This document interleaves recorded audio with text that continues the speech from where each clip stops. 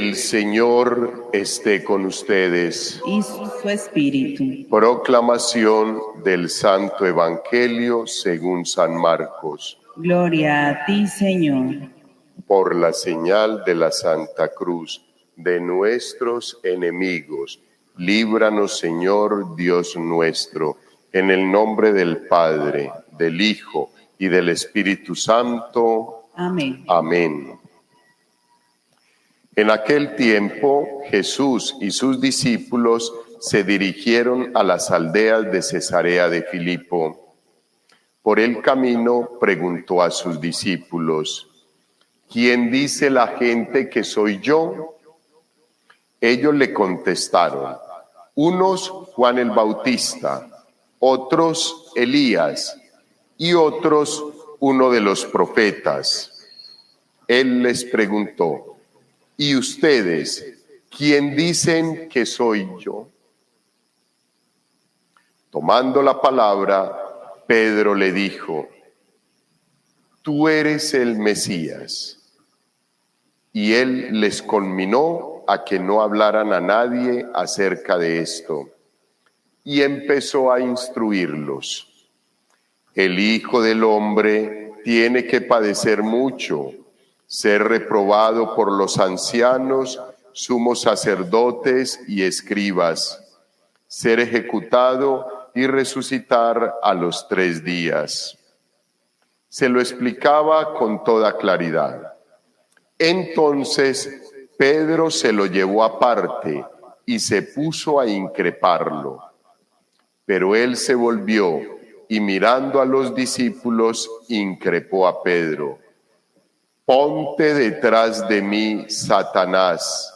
Tú piensas como los hombres, no como Dios.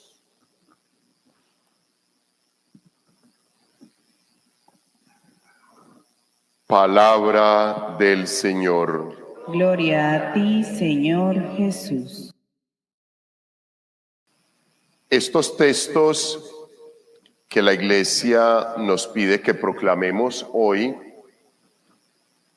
traen un mensaje que nos lleva a reflexionar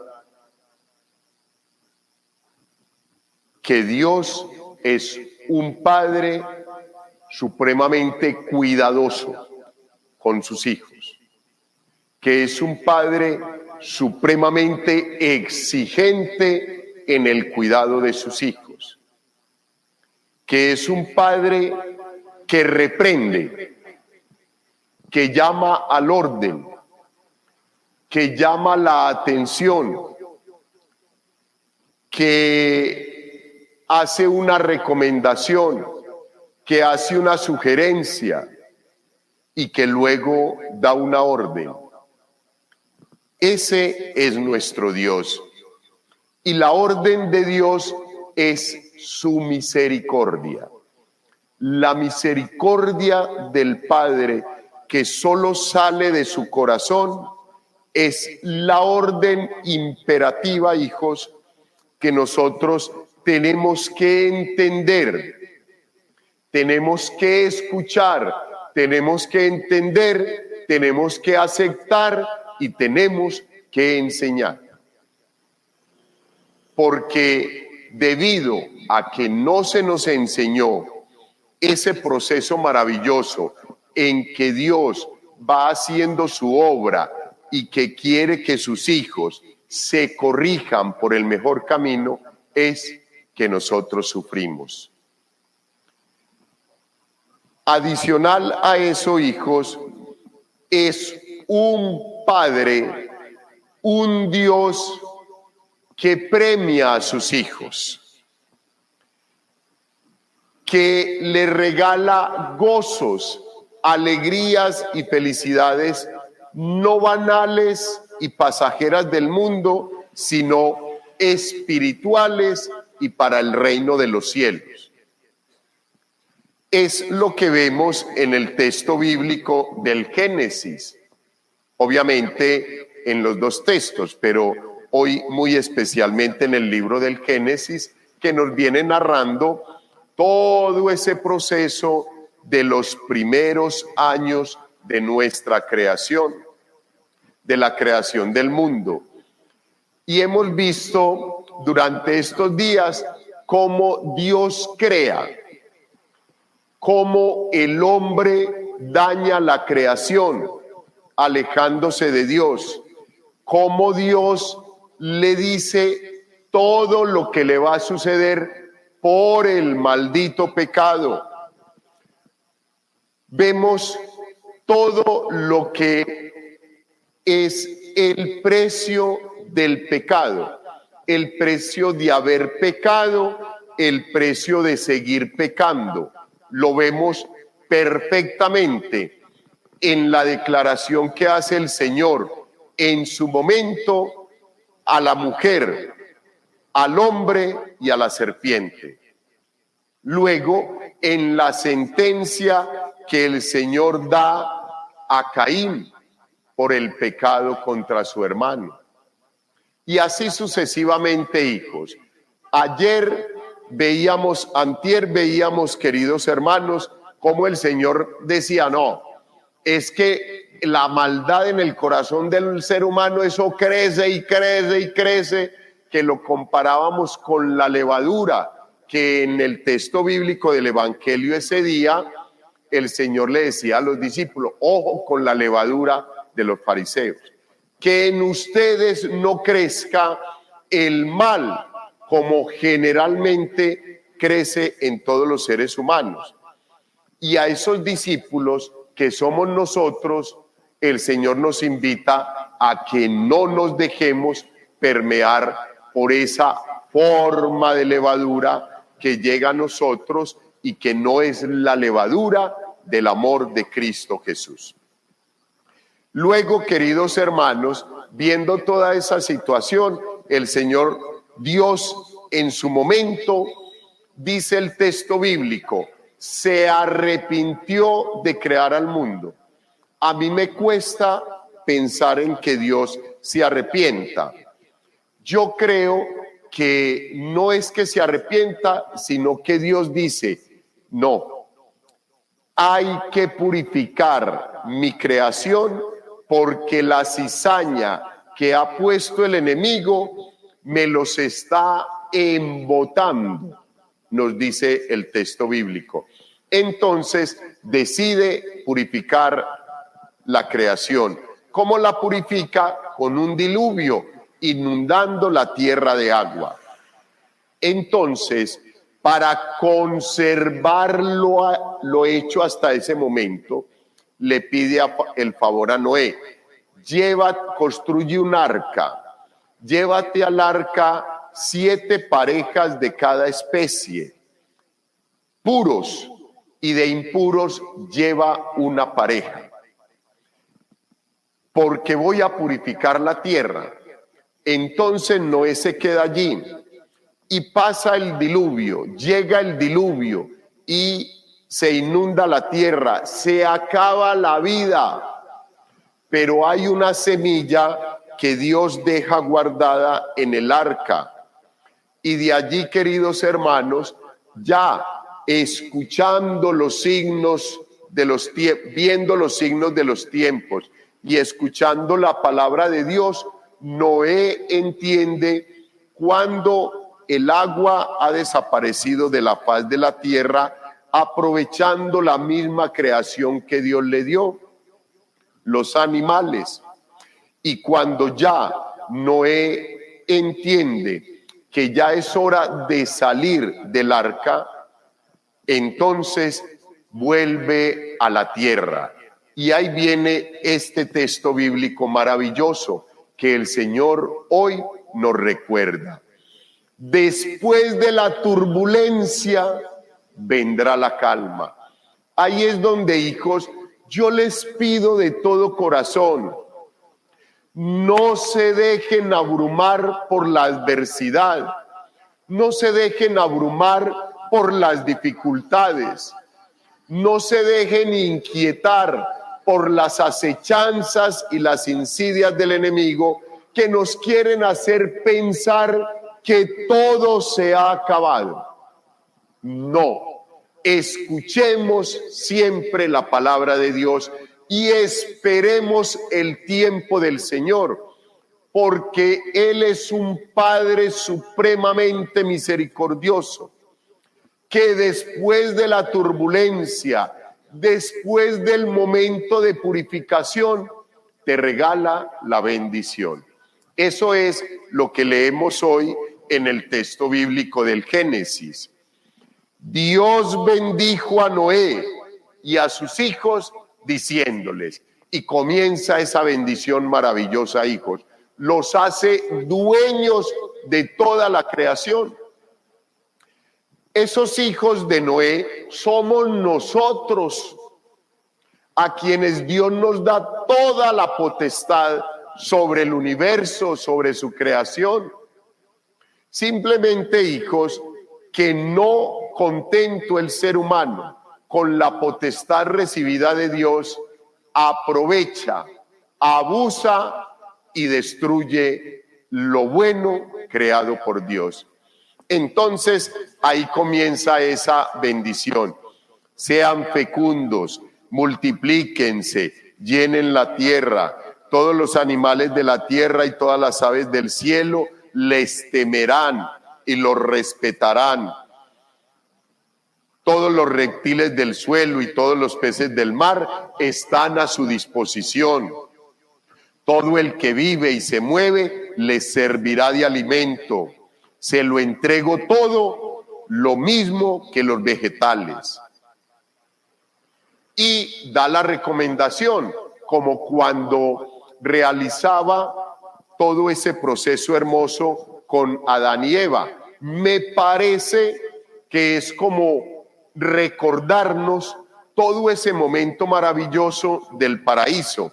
Miren, acá nos está dando toda la potestad, pero hace una recomendación, nos pide un favor, pero no coman carne con sangre, que es su vida. Pediré cuentas de la sangre de ustedes, que es su vida, que se las pediré a cualquier animal, y al hombre le pediré cuentas de la vida de su hermano. Quien derrame la sangre de su hermano, otro derramará la suya.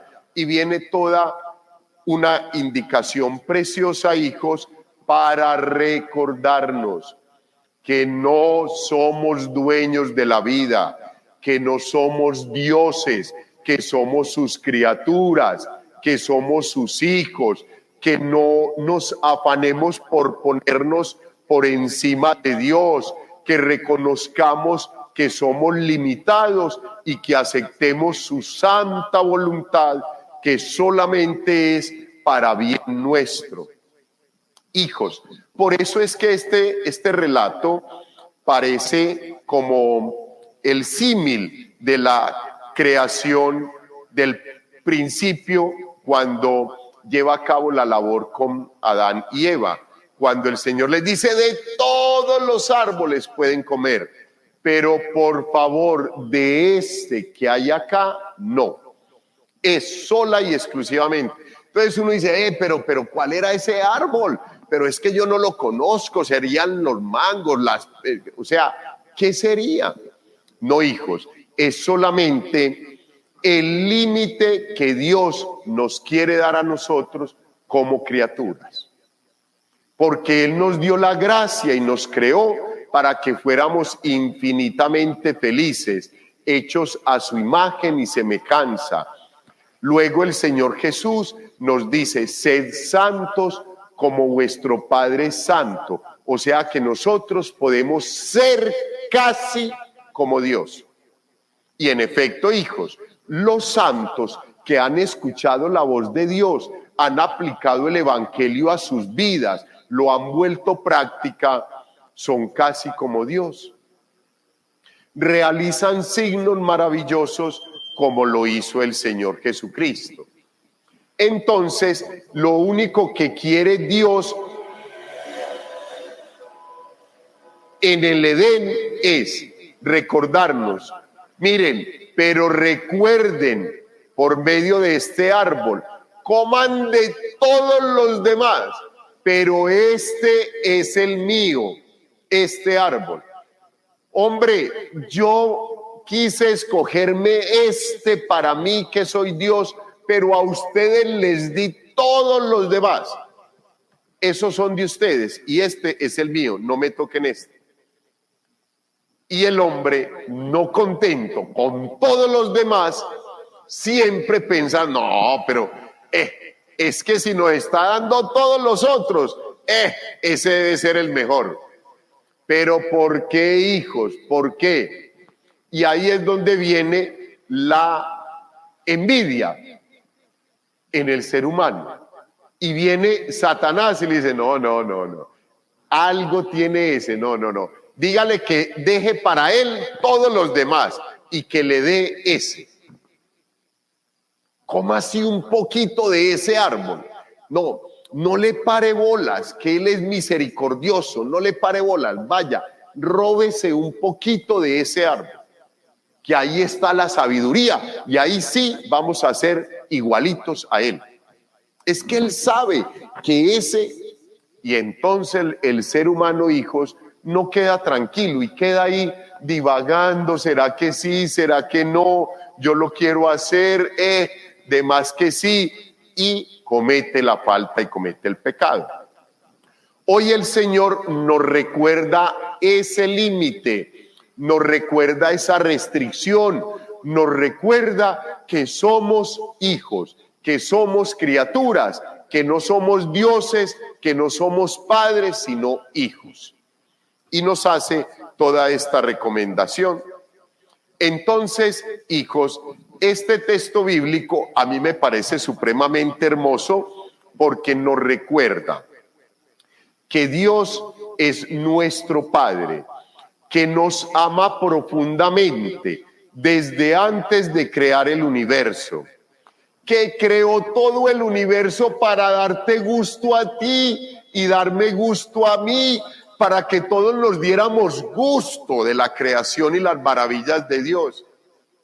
Pero que nosotros nos llenamos de envidia, de bobadas, de recelos, de inquietudes, que no estamos contentos con lo que Dios nos regala y queremos ir a buscar más de lo que Dios sabe que no podemos.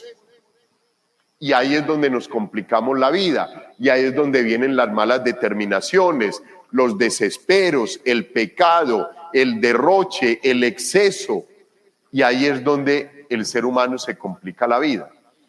Pero aún así, este texto que leemos hoy nos recuerda que después de todo eso, que después de que el Señor ve al ser humano saciado de las bendiciones y que esas mismas bendiciones ya ni las sabe utilizar y que antes las desaprovecha, las malutiliza, las malemplea, todo lo demás, viene y aparece con su bondad y su misericordia. Bueno, los voy a purificar. Los amo, listo, pero los voy a purificar. Llega la purificación y después de la purificación viene la bendición. Hijos, ustedes no se dan cuenta, es todo el mismo proceso de aquel ciclo que durante mucho tiempo yo les decía y les recordaba que era la misma situación que vivía el pueblo de Israel.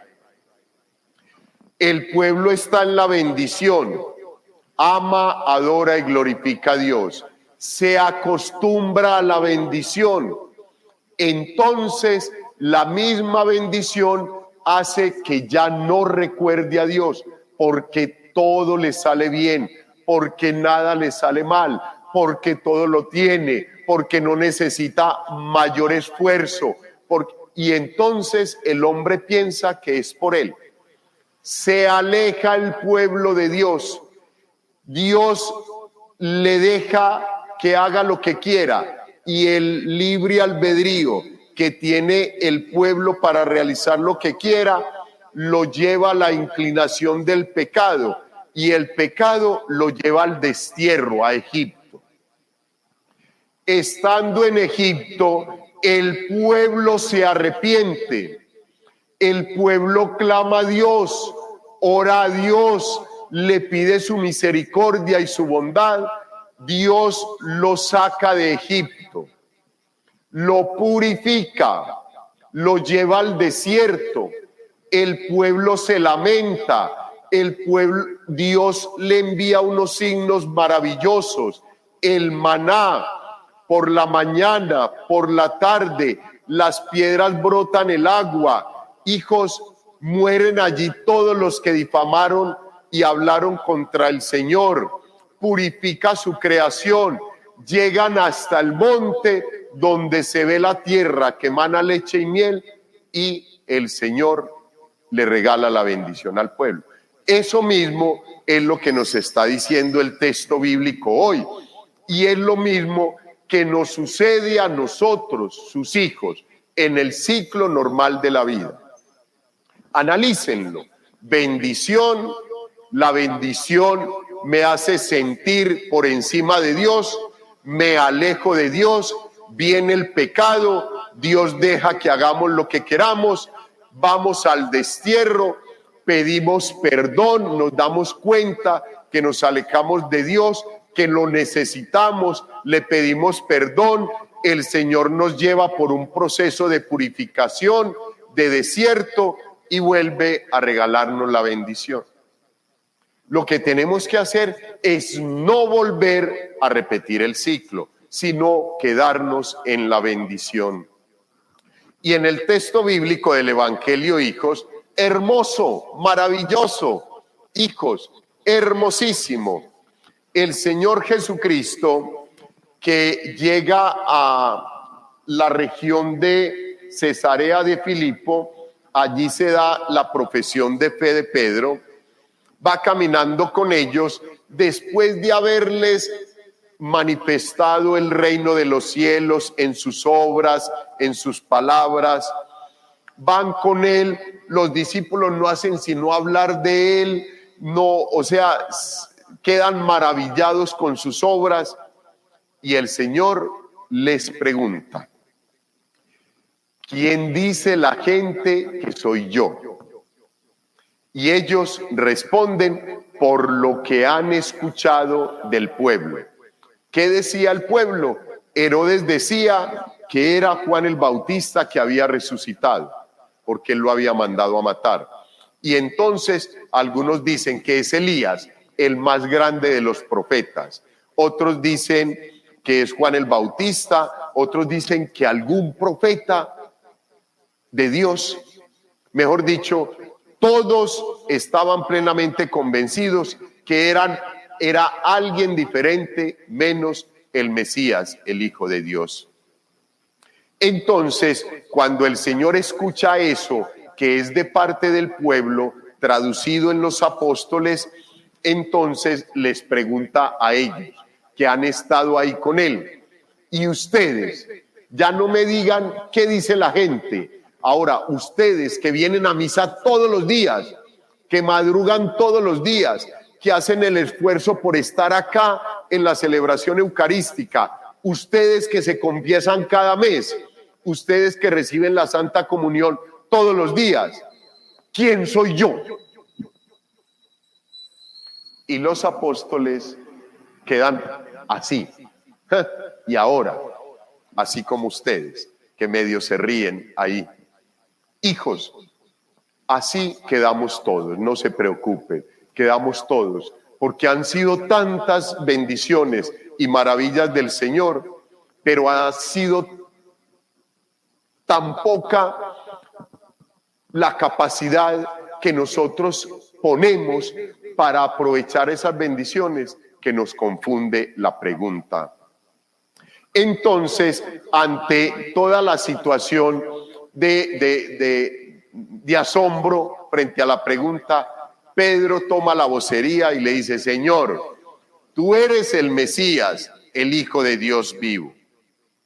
Entonces él les dice: no le cuenten a nadie, porque la cosa comienza brava. De aquí en adelante tenemos que comenzar a caminar hacia Jerusalén y allá los ancianos del pueblo, los escribas, los fariseos, todos se van a venir contra mí, me van a acusar de cosas que yo no he hecho y van a buscar la forma de llevarme a la muerte, a una muerte de cruz.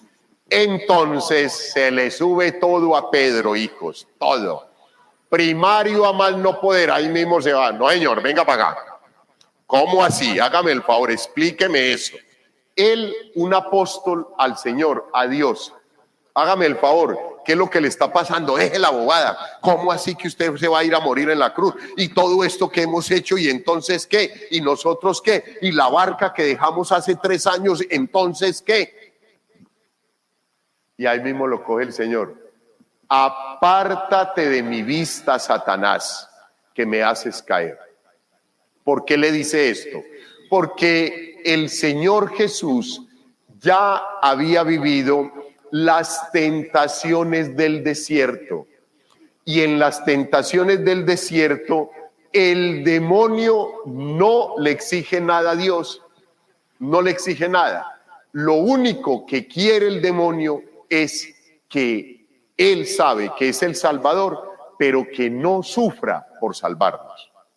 Que no sufra por salvarnos.